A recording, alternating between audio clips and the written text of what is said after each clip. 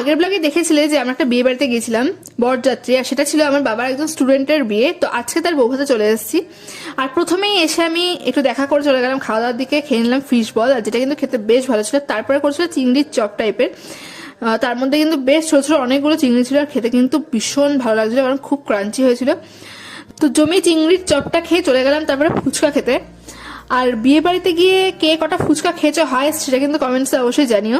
আমি যদি 4-5টা বেশি কখনোই খেতে পারি না, দোকান থেকে কিনে খাই, বিয়ে বাড়িতে খাই, তবে ফ্রির ফুচকা খেতে কিন্তু বেশ ভালোই লাগে।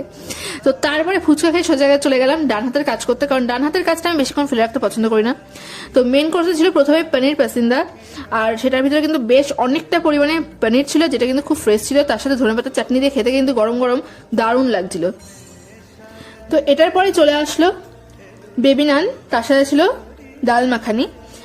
আর বেবি নান দিয়ে ডাল মাখানিটা খেতে কিন্তু বেশ ভালো লাগছিল, আর গরম গরম নান খেতে কিন্তু আমার বেশ ভালোই লাগে।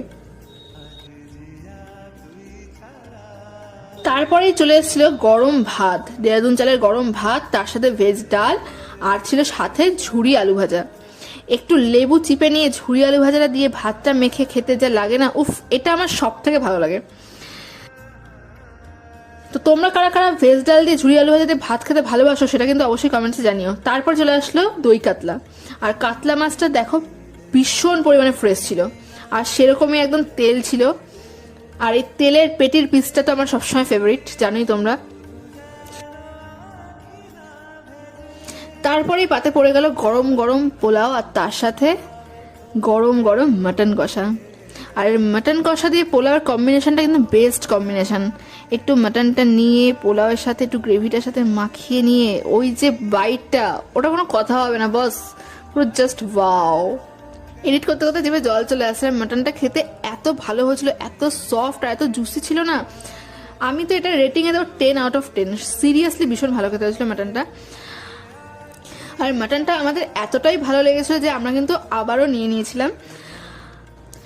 তো মাটন খাওয়া শেষ হতে না হতে চলে আসলো আমের চাটনি, আর তার সাথে পাঁপড়। আর এটা তো আমার ভীষণই ভালো লাগে খেতে, চাটনি দিয়ে পাঁপড়। তো চাটনি দিয়ে পাঁপড় খাওয়ার পর চলে আসলো মিষ্টি, সেখানে ছিল একটা গুড়ের কালাকাঁদ, যেটা কিন্তু খেতে খুব ভালো লাগে। শীতকালে নলেন গুড়ের যে কোনো মিষ্টি খুবই ভালো লাগে। তার সাথে ছিল রসগোল্লা, আর ছিল গোলাপ জামুন। তো রসগোল্লাটাও সেই টেস্টি ছিল, আর শেষে ছিল একদম আইসক্রিম। আজকের ভিডিওটা এইটুকুনি। যদি ভিডিওটা ভালো লাগে, যারা এখন চ্যানেলটাকে সাবস্ক্রাইব করেনি অবশ্যই সাবস্ক্রাইব করে দেখাবে নেক্সট ভিডিওতে। ততক্ষণের জন্য টাটা।